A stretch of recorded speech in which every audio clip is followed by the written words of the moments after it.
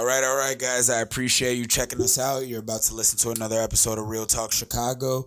This is from our archives. This is great content with a great either creative or entrepreneur. You decide. Let us know. Join the conversation.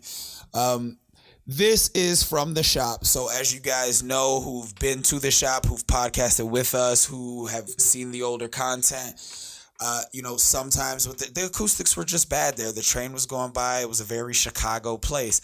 Shout out to our sponsors at Cuts by Sean on Instagram, at Tonsor Shop across social media. Go ahead and check them out. Chicago Bears Barber. Phenomenal shop if you want to go get your haircut. Not the best if you want to do some audio recording. He knows that, but they still showed us the love, and a lot of the content is dope. Our audio engineers and producers, Ida and Steve, were able to salvage as much of the content as they could. So you guys are getting what we had to put a lot of work into. I appreciate you sticking through this with us. As soon as we run out of archive material, the new content's just as fire, better quality. I appreciate you guys again. Go ahead and like, comment, subscribe across platforms. We're everywhere for you. Tell us where we're not if we're not in your favorite place. Appreciate you guys.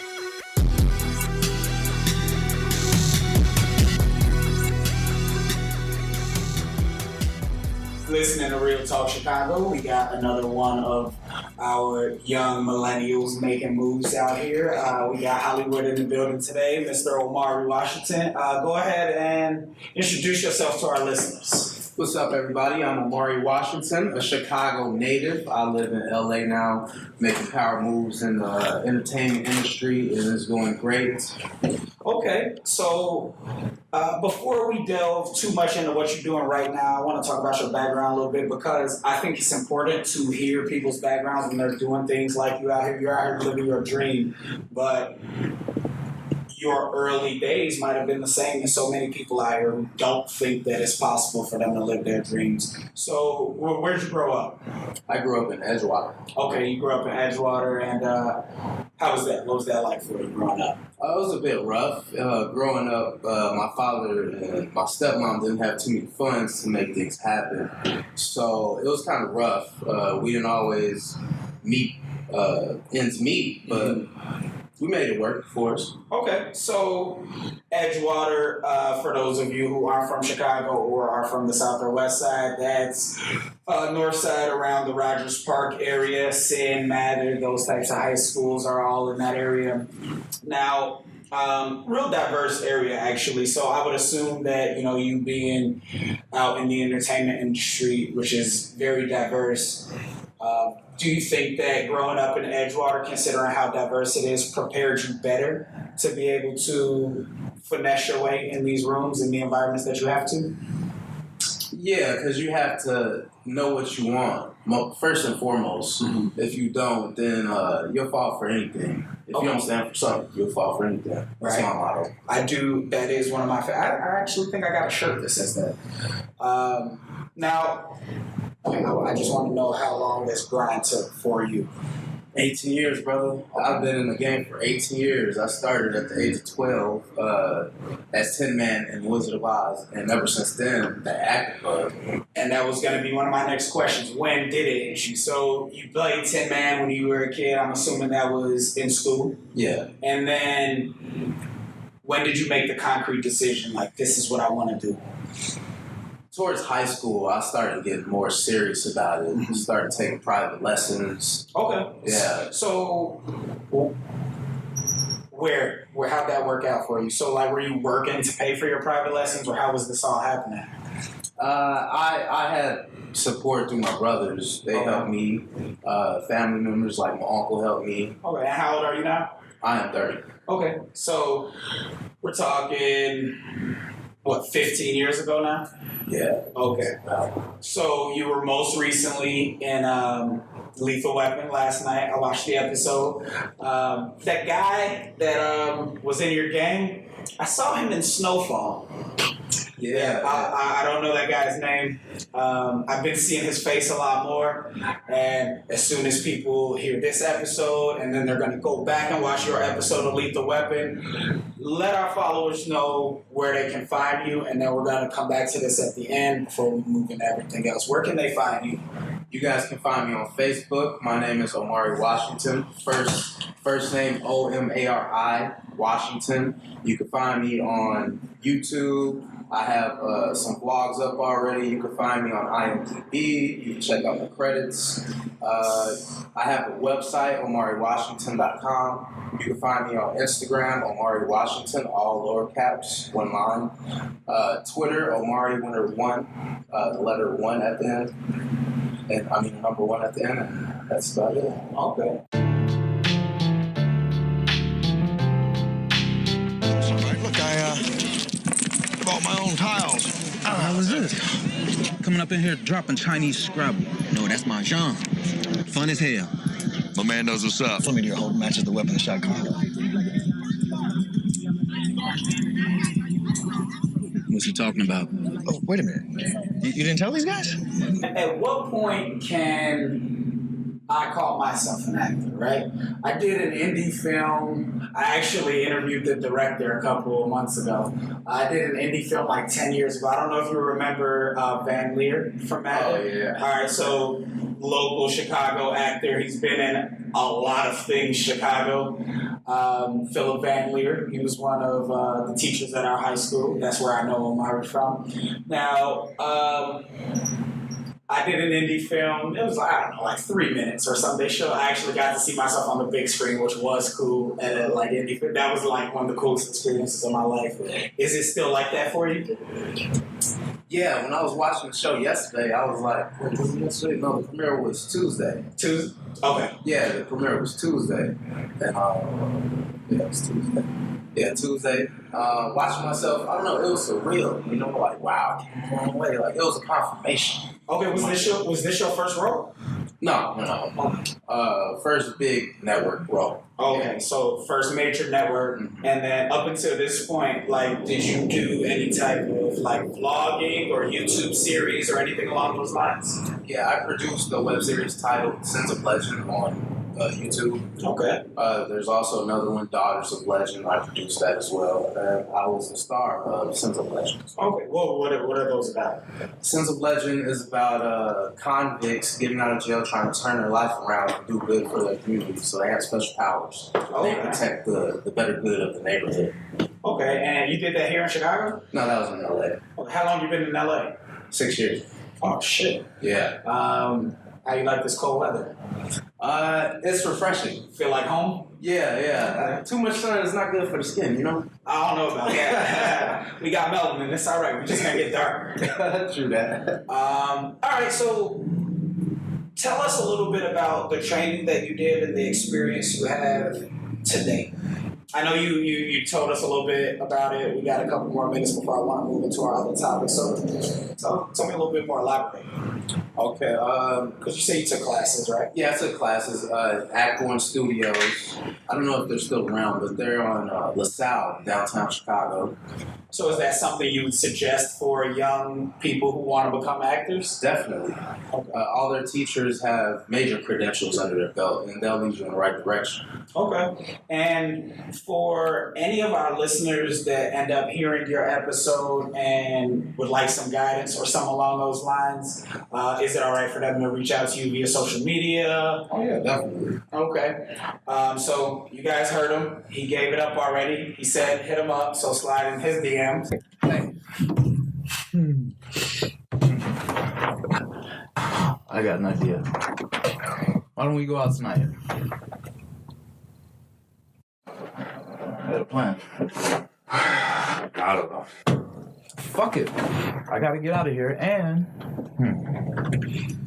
we can even see if Michael still got it. Now, in acting, you have to audition a lot. And one of the things that I definitely want to make sure you touch on while we're here, and one of the recurring themes of my podcast, is overcoming objections. Because I would imagine that you don't get every single role you audition for. and a weak person could easily be broken by the level of rejection that you probably, like many actors, have had to deal with. So tell me a little bit about the objections that you've come across and how you deal with it. In the beginning, it was rough. Hearing the no's, it kind of made me second guess, like, man, is this really for me? Do I got what it takes? Do I have that it factor? But after my first big booking in LA, which was Assassin's Game with Vivica Fox, Tom Sizemore, and Vilene, I had a lead role in that. Oh, shit. So I got to learn from them and see how they approach the game. Yeah, I left your printout too. So I usually when I'd have actors, I would have had your IMDb printout. Oh, I left it. So Assassin's Game. Yeah. That's somewhere on the internet we can find it? Yeah, on Amazon. Oh, okay, perfect. So was it an Amazon original? No. It wasn't through Amazon, independent company. Okay. And how many no's did you hear before you got to Assassin's Game? All together in my career, or just in LA? All together. At least 200 to 300. Before you got your first guess? Yeah.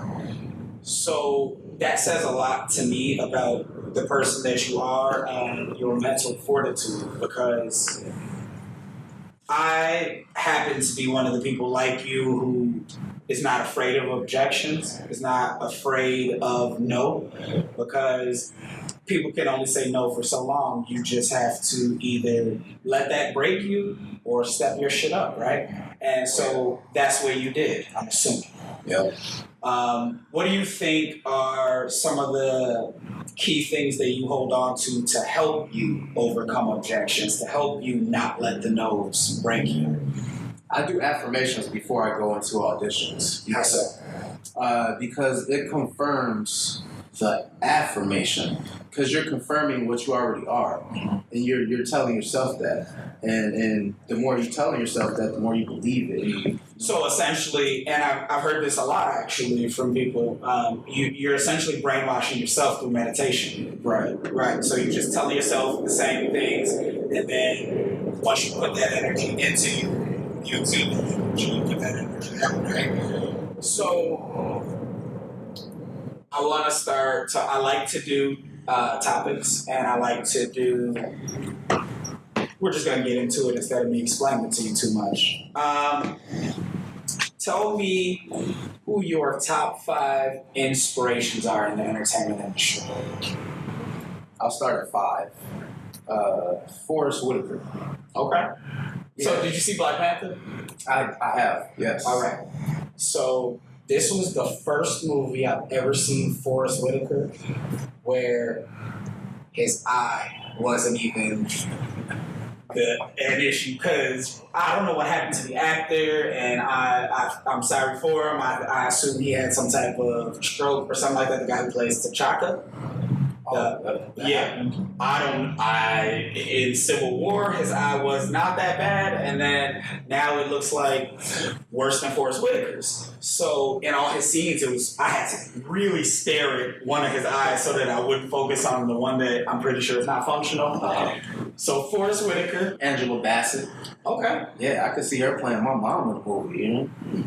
I'm pretty sure there's a lot of actors out here that would love that, because if Angela Bassett's in it, that half of Black America at least is seeing whatever that is. Oh, yeah. All right, so Angela Bassett, Forrest Whitaker, 2 legends. Denzel, of course. Training Day is one of my favorite movies of all time. Same here.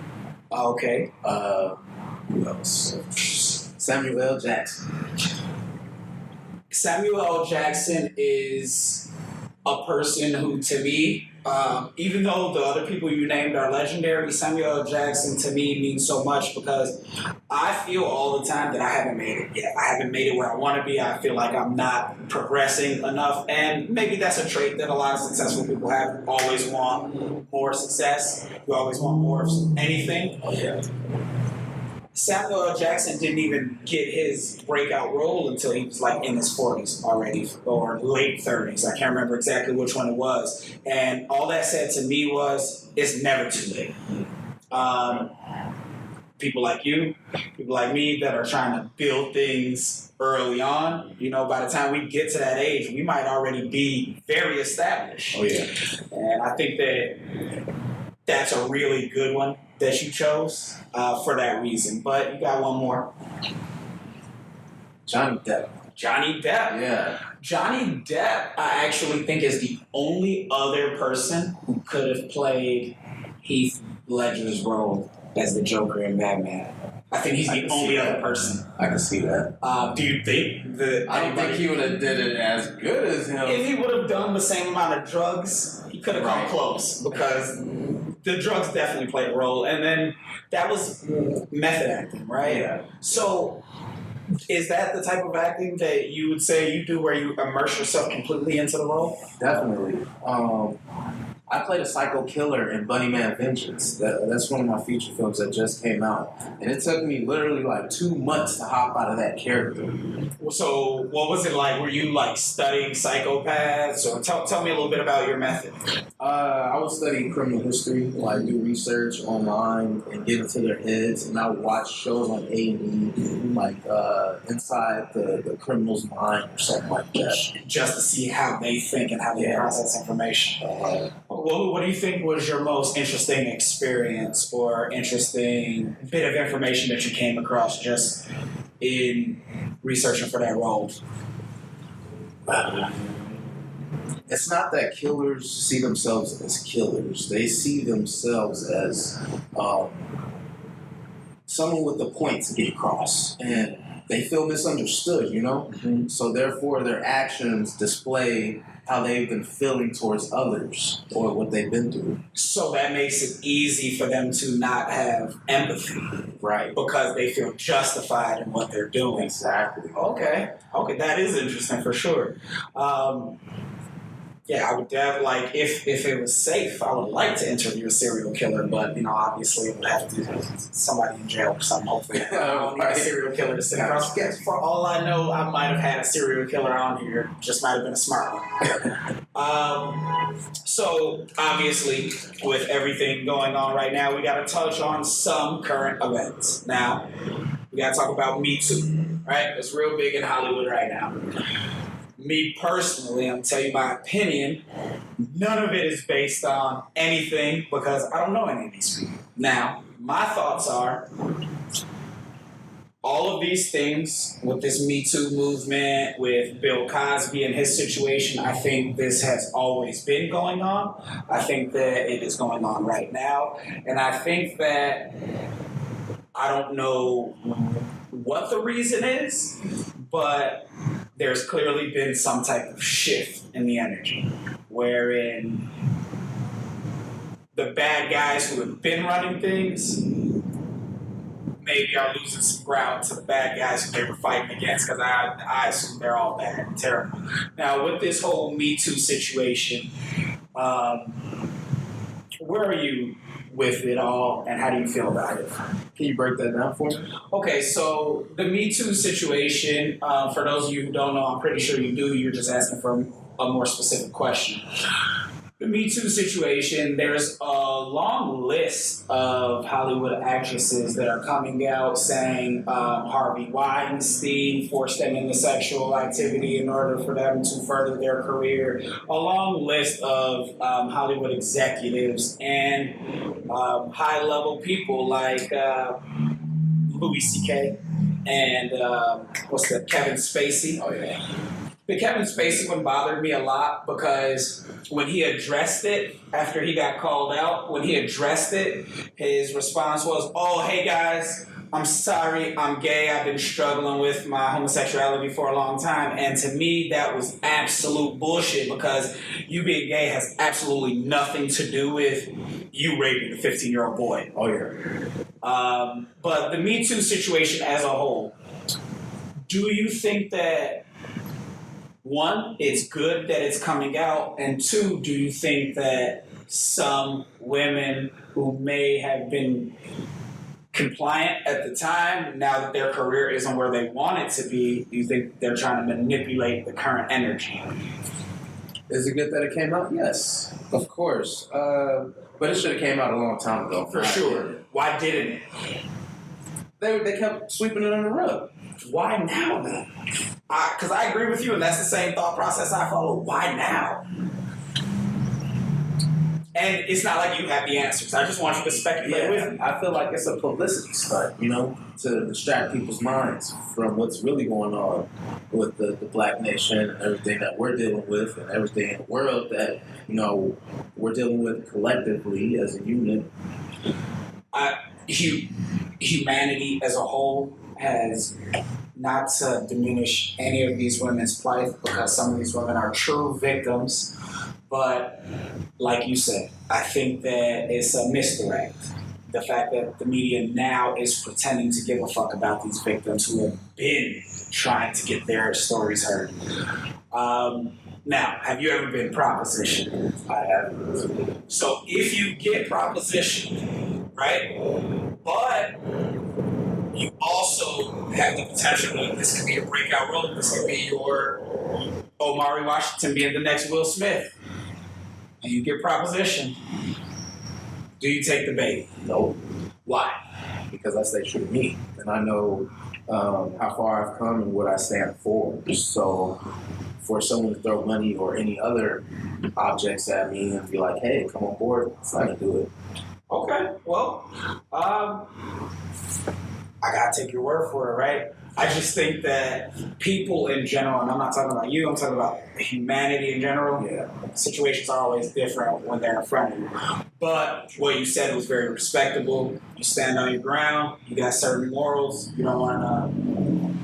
I know Hollywood gets dark. That's why I stay true to my life. Right, okay. Are you in a relationship? I am, of 11 years. Oh, wow. Yeah. Beautiful thing. I've been with my fiance 8. Oh, there we go. So, at what point does it become difficult? Because I would imagine that there's certain times where you guys are filming and you might be on set for 12, 14, 16 hours. Yeah. Does it become difficult for you to maintain a relationship? No. She has a great understanding of my lifestyle and what I'm about and what I have to go do. Okay. That is a beautiful thing, because you're living your dream, and for you to have found a partner who actually respects your dream and supports you and doesn't make problems because of everything that comes with you fighting for your dream, that's just a great thing all around. I don't have much more to say about that. I can say it does get difficult when those kissing scenes come up or those intimate scenes. I always wonder about that. So it gets uncomfortable. From my understanding, because I listened to the actors from Power do an interview, they put like a cock sock on you or some shit like that if you have a sex scene. Isn't that what it's called, a cock sock? I can't. This is where people There's no are, sexiness. This is where people aren't understanding. Like, the hardest part about the sex scene is dealing with people seeing it afterwards and thinking it's real. Gotcha. First of all, this dude has a cock sock on that's so fucking tight. Then you're acting, right? Yeah. Okay, have you ever had to wear a cock sock? Not yet. Not yet? Yeah. Are you looking forward to it? Yeah, no. Looking forward to being in the position where you get that type of role. Yeah. So you're looking forward to the challenge, but not necessarily the cock sock itself. Yeah, exactly. Cock sock's just a hilarious word, and I'm gonna say it like 2 more times throughout the podcast, even when it's not relevant. Who the fuck is Bunny Man? It's fucking Michael, alright? I'm calling him Bunny Man now. So if you could shut the fuck up, I'm gonna finish my speech.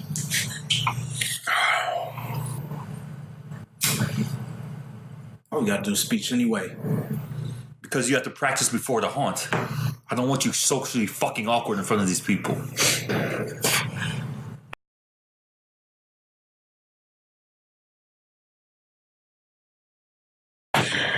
Alright, so tell me, one of the questions that I had for you was, all success comes with some type of sacrifice.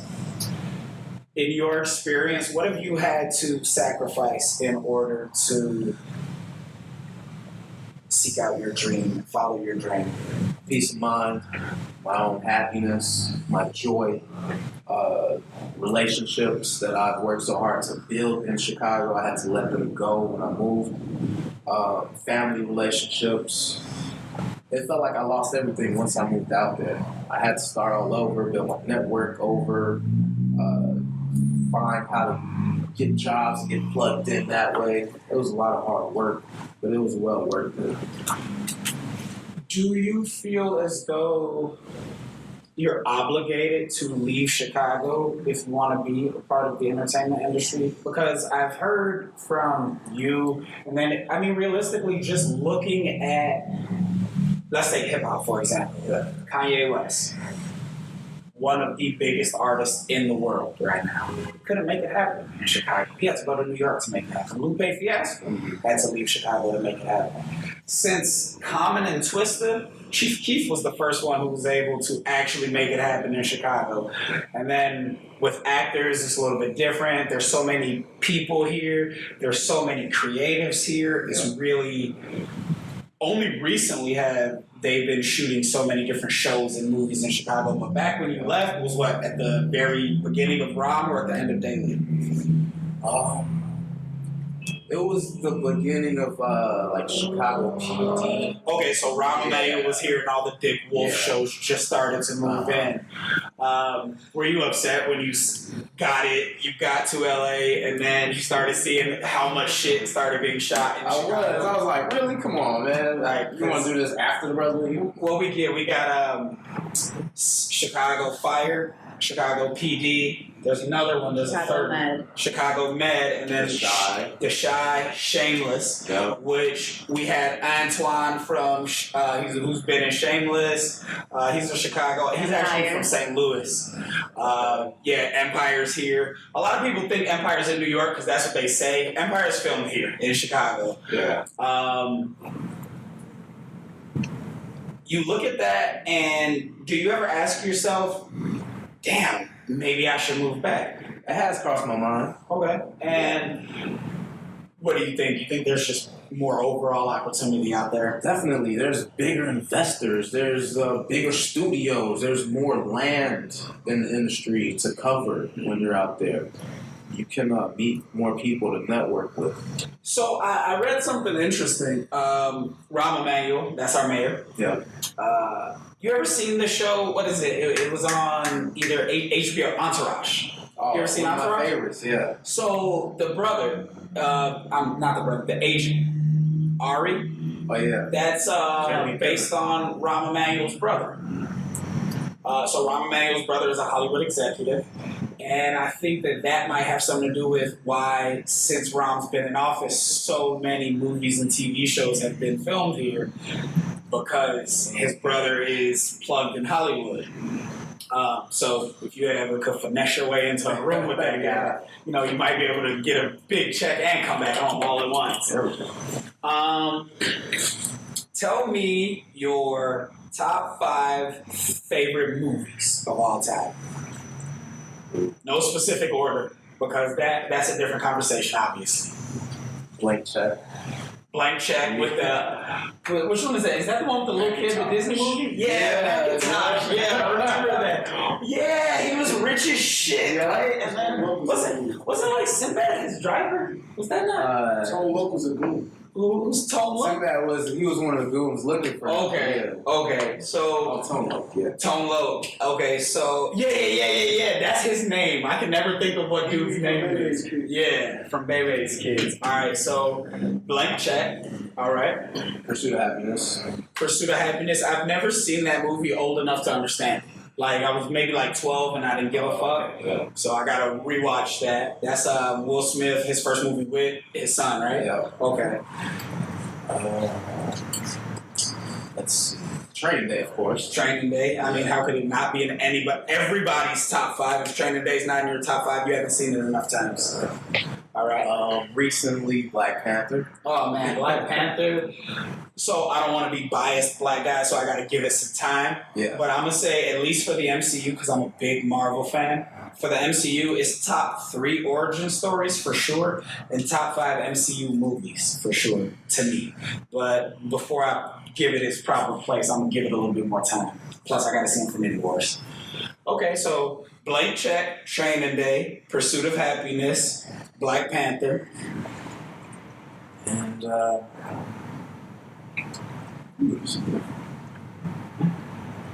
The last one is. Let's see.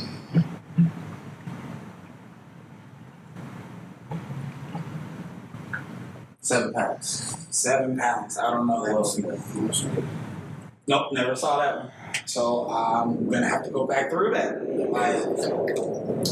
So because you're, moving in that entertainment industry, I'm sure you rub shoulders, or at least are in the same room as, famous people more famous than you from time to time.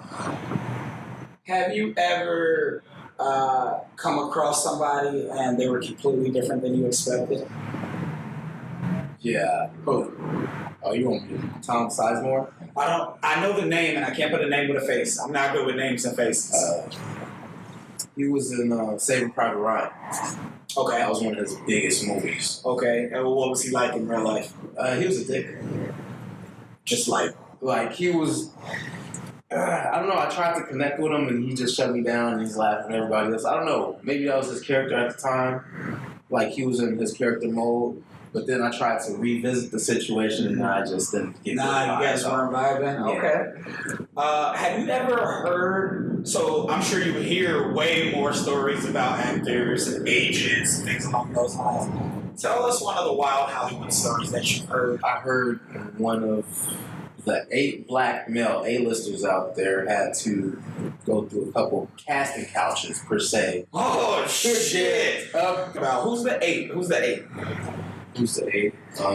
Denzel, Will Smith, Samuel Jackson, Morgan Freeman. See, I didn't know how far we were going. Okay, so Morgan Freeman. I'm gonna just go ahead and throw it out there that I'm sure it's Will Smith. I'm sure it is. It gets dark and corrupt. There's a lot of things that happen behind closed doors that people don't know about. I mean, anytime you're dealing with money, corruption kind of goes hand in hand with it when you're dealing with big bucks, right? Oh yeah. All right, so when you heard that story about one of these black actors being a casting couch, did you believe it? Part of me did, in a way. You didn't want to, but you believed it. Okay. Because I have so much respect for it. Right. And I mean, yeah, we definitely would look at everybody different if we found out Harvey Weinstein got them over a table. Definitely. Okay, so who do you think right now, only need 3, who do you think are the most overrated actors that we have seen, actors and or actresses? Who you got? Sylvester Stallone, action hero, can he act? No, but Demolition Man is one of my favorite movies of all time. I don't give a fuck. But he's not a good actor. I'll give you that one all day. Okay, Sylvester Stallone. Vin Diesel, I don't see it. Vin Diesel, he don't really got no range, but I like the movies that he's in. Yeah. But he doesn't have range. He is pretty fucking monotone, so I'll give you that one too. I thought I was going to be able to dispute you on one of these, but I can't so far. Let me get a third. You might dispute me on this one. Okay. The Rock. The Rock? Yeah. I mean, what have we seen him act in? Ballers, it's a decent show. It's not for me specifically, but that's also because I'm not a huge sports fan. Gotcha. But he plays a likable guy for the most part. I think that we won't actually be able to effectively gauge him until this Shazam movie. I don't know if you see that. So, no, not the Shazam with Shaq as a genie. Okay.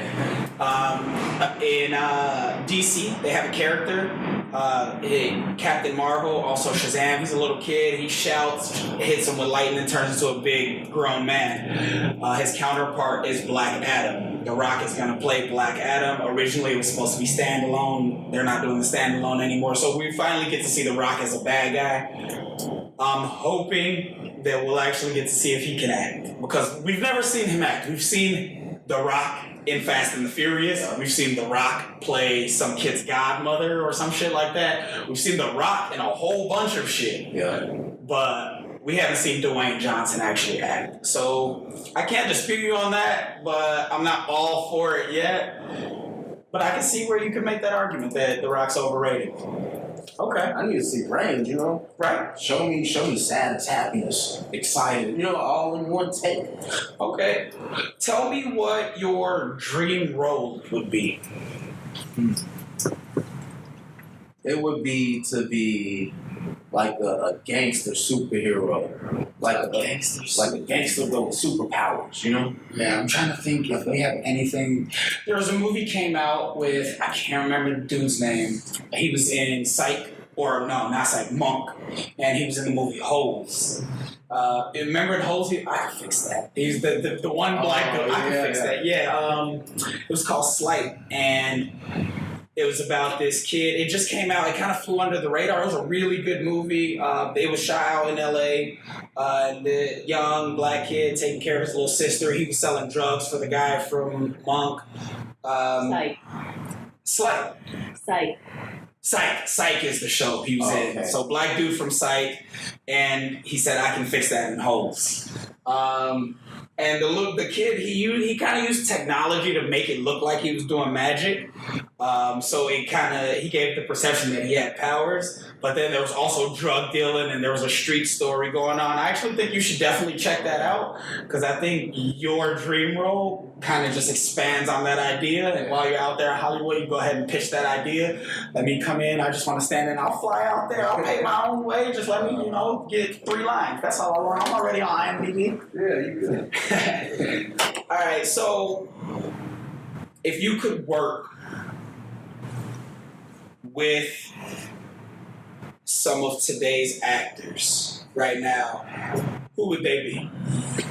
Michael B. Jordan. Okay, he's hot right now, so yeah, he is. Anything that he touches is fucking getting views. Oh, yeah. Okay. Sean McKinley, the guy that I did a scene with from Snowfall. Oh, okay. Yeah. Okay, that's his name, Sean McKinley? Yep. Okay. He played a fucking scumbag in Snowfall. Oh, yeah. Okay. Oh, who else?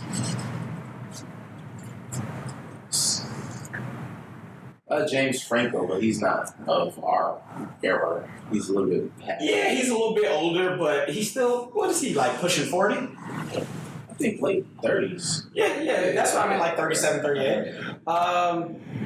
I like James Franco. Like, you do comedy? Oh, yeah. Okay. I got a funny bone or two in my body. I think all of his best stuff is comedy. I can't think of anything he was serious in that I liked him in. I mean, he played Harry Osborn, so... Planet of the Apes. Yeah, but the movie was about so much more than him. So James Franco, Michael B. Jordan. All right, and if you could finesse your way into the MCU right now, because the MCU is huge, the Marvel Cinematic Universe, so every movie since Iron Man with a Marvel character. Which one would you have liked to be in? Obviously, we can't include Black Panther in that. Where would you have liked to get in, where they've already started, or where would you like to hop in? That's even including the Netflix shows, so Jessica Jones, Daredevil, Luke Cage. Oh, Luke Cage. Luke Cage? Definitely. Okay. That could be like his little brother or something. I think they film all those in New York. Yeah. Right? So, what are your favorite shows on TV right now? The Chi, and not just because I'm from Chicago. I think that actually makes me harder on The Chi. Yeah. Like, I'll watch every episode, but in my head the entire time, I'm critiquing the fuck out of it. And Lena Wave, comment, shout out to you guys. Nothing but love. If I'm watching something about Chicago, I don't give a fuck what it is. I want to see how authentic you can make it. And they got close. They got very, very close. Yeah. Okay, so The Chi, what else you watching? Power. Okay, Power, I fucking love. That actor that plays Tommy, he's actually from here. Oh, yeah. He's actually from Chicago. I can't think of his name right now, but he was a tagger and everything when he was here. I listened to a couple of podcasts that he did. Okay, so Power, The Chi. Blackish. I've never seen Blackish, and I heard it's like a contemporary Cosby show. It's more modern. A modern version of the Cosbys. Okay, and that got a spinoff, right? Isn't it getting a spinoff? Grownish? Yeah. Okay, and then what else? Fresh off the boat. I've never seen that one either, and I'm familiar with that concept. Yeah, I really thought the concept of that was good because one of my parents, is an immigrant, so that whole ideology is so real to me because it's like everywhere else is Chicago, but in this house is the country from which I came. It's how all foreign parents are pretty much. Yeah, my father's Nigerian, so I feel okay. Yeah. So you already know. We actually did an episode last Sunday, and I had 2 Sudanese kids, and we talked a little bit about Black Panther, and we talked about the African diaspora as a whole, and a few other things. Tell me what you got in the works right now. My screenplay that I'm writing currently is titled Deep. It's based upon my life growing up in Chicago, almost dying on the streets of Chicago due to gang violence. Were you a gang member? Or I wasn't. Wrong place, wrong time scenario. It's so fucked up that so many of us Chicagoans have a story of wrong place, wrong time. Well, I have a couple of them, unfortunately, and I want to share that with the world to inspire. Mm-hmm. Definitely respectable. Definitely let us know when that happens so we can promote it through the network. Also, my vlog, I'm doing that. I release a new vlog every Saturday. Releasing information for upcoming actors, what to do, what are the necessary steps. So you're letting people watch you on your... I don't want to say struggle, but that's the first word that came to mind. So we're not going to say that. Watch you as you go through your process of success. Oh, yeah. Okay, on your path to success. Yeah. What do you consider success? At what point will you say, okay, I made it. Now it's time to maintain? When I've made it internationally. Okay. Yeah. When people start knowing my name in other countries. Okay. Do you ever think about going out to the UK and trying to get roles? Because I see their actors here all the time. Yeah, definitely. I heard their market isn't as strong as the U.S. is. Nothing against them, but I heard we spend a lot more money on entertainment. Right. That's also probably why they're ahead of us in school and shit like that. Okay. So when you've made it international, but you can do that through Netflix. That is true. How does that work? Is there a fight between Netflix and Hollywood? Netflix is in their own lane, Right. They're not worried about their competition. They got their own studio now. To see them come up from the ground, it's a beautiful thing to watch, right? Wow, I'm looking at Netflix, wow, they came up. There's a better way to rent movies, as many as you want for only $17.99 a month and no late fees. Go to Netflix.com, make a list of the movies you want to see, and in about 1 business day, you'll get 3 DVDs. Keep them as long as you want, without late fees. Then when you're done, look, prepaid envelopes. Return one, and they'll send you another movie from your list. It's easy. Netflix. All the movies you want, only $17.99 a month and no late fees. I feel like any entrepreneur looks at Netflix and is like, if you have the mind state that an entrepreneur should have, fuck the system. I want to do it my way. Because that's what Netflix says to me. Now, I'm a conspiracy theorist. And I try to, relate my conspiracies to whatever your expertise is, the person sitting across from you. Bright. Did you watch Bright? I did. Okay. I watched Bright twice. I thought Bright was a fucking phenomenal. I thought it was a phenomenal story. I thought that the movie had elements, hit or miss, but I liked the movie overall. I liked it conceptually. I liked everything about the story. What I also noticed was it got terrible fucking reviews, but not by the consumers, by people who work for companies. And my question is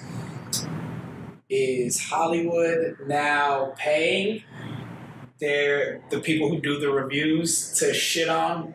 Because if Netflix releases Bright, Will Smith, A-list, huge budget movie, if A-listers find out, hey, I can bypass all the bullshit, go straight to fucking Netflix, work with the people I want to work with, and get the fucking check that I want, and do less promo, because that's a part of you guys' job too. Oh, yeah. isn't that a threat to Hollywood? It is, but Hollywood's making so much money. You think they're affected by Netflix? No, but you're also saying that for what you're saying to stand true, greedy people would have to be reasonable. And how often are greedy people reasonable? I feel like Hollywood will try to smash down Netflix eventually. Right now, Netflix is still growing, so they're not really... I don't think they can stop the momentum at this point. No. Do you see firsthand, can you say whether or not you've seen race and gender bias? I have. To what extent? In casting rooms, like certain... On the couch? Not necessarily on the couch. Nah, all right. I wouldn't go that route, but I'm saying like certain actors, they have their favoritism with the casting directors. You see, like they'll come in, hey, how's it going? And then like everybody else gets a shitty try at. Right. So you pretty much just trying out for show, but the people who they already wanted was getting it anyway. Right. Okay. And I would imagine that's like, realistically, why would Hollywood be any different than corporate America or anything else? You know what I'm saying? Everything's based off of referrals, right?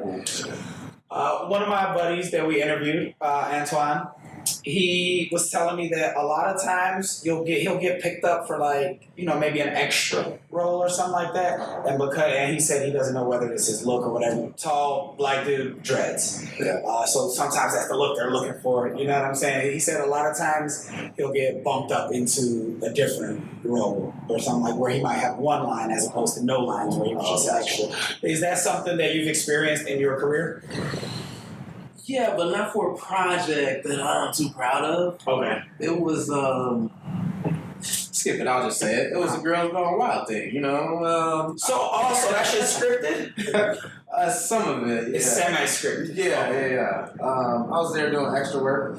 That's how you know I was a struggling actor. Did they pay you? They did. Oh, fuck, you got paid. Yeah, you got paid. I was in the background. It was like, hey, you want to be in the scene? I was like, yeah. And the next thing you know, I got a line. I was like, okay, this is cool. I guess it would depend on how many smaller extra roles you take in order for your odds of something like that happening. Yeah. Okay. But on a bigger set, it hasn't happened to me. Yeah, but usually on a bigger set, they got a strict plan that they're sticking with, and they can't really freestyle like that. Right. Okay, that makes sense. Unless it's a comedy show or something, and they're improvising. Yeah, I think he was telling me that it happened in Shameless or Empire. Okay, so I know you're on a time crunch, so we're going to get you out of here in the next 5 minutes. Before you go, do you have any message for the young kids out there who don't think that they can break through, who think that you have to be rich and be able for your parents to fly you out to all these different auditions and pay for some expensive agent, or the kids who just have been told no 10 or 15 times for the roles that they actually went out there and auditioned and they got told no? What's your message to the kids out there or the adults out there who are thinking about hopping into acting right now as somebody who's been on a 10+ year grind in this game? I would say always keep moving forward, know what you want, and you have a dream for a reason. If you have a vision and you feel it so deeply in your spirit, that's because it was given to you as a gift. You should nurture that gift. Take care of it. Practice your craft. Go on auditions. Do something random that takes you out of your comfort zone. Go walk up to strangers and be like, hey, how's it going? That'll definitely break the ice and get you out your comfort zone, and you get used to that. And so therefore, rejection becomes easier after that. And it'll challenge you as an individual to see things on a bigger scale. And you don't need a big budget to make the dream happen. When I was starting out, I didn't have the support financially, but I made it happen because I wanted it so bad. So I did free work. like a good 65% of my resume is free work because I had to build it up. So take these free jobs, run with it, do extra work, whatever you gotta do to get credits on the resume, and keep building. Get them headshots, make sure they look nice. You get what you pay for when it comes to headshots. So you don't want to sell yourself short. So pay like a good $300 to $500 for 3 or 4 looks, and you'll be good. And make sure that the photographers are. The network has photographers. So if you are taking Omari's advice and listening to what the man has to say, you can reach out to us. We have photographers that rock with the network. So reach out to us. We'll get you in contact with them. If you want to get a hold of Omari, we'll get you his social media. I'm going to give you his email address. He can give that to you. I think it's really important, one of the things you said about people doing free work. I read Charlemagne's book last year from the Breakfast Club. And one of the chapters in his book was about how a lot of people in this generation, millennials and the kids younger than us, don't understand that or can't see opportunity if there's not a paycheck attached to it. So and that was one of the points you just made. Go and do this free work. Hone your craft. You can't expect somebody to just pay you for what you're doing immediately, like right in the door. So you said over half of your resume is free work. And I think that's very important for you to say that to our listeners because people need to understand that this shit's a hustle. It don't matter if you're acting. It don't matter if you're making music. It don't matter if you're podcasting. It's all a hustle, and it's how much you put into it. Omari, I definitely appreciate you coming through. Next time you're in Chicago, come chop it up with us. Best of luck to you. Nothing but positive energy. Tell them one more time where to follow you. You can follow me on Facebook, Omari Washington, first name Omari. You can follow me on YouTube, Twitter, Omari Winner #1. Instagram, Omari Washington, all one line, lower caps. You can follow my production company, Instagram, Living and Loving Life Productions. What else? And my website, OmariWashington.com. All right, so you have a production company. I do. There's a couple of local directors and some ideas that I got. So once we put everything together, I'm going to shoot you some information about some ideas that we have. Appreciate you coming through, sir. Thanks for having me.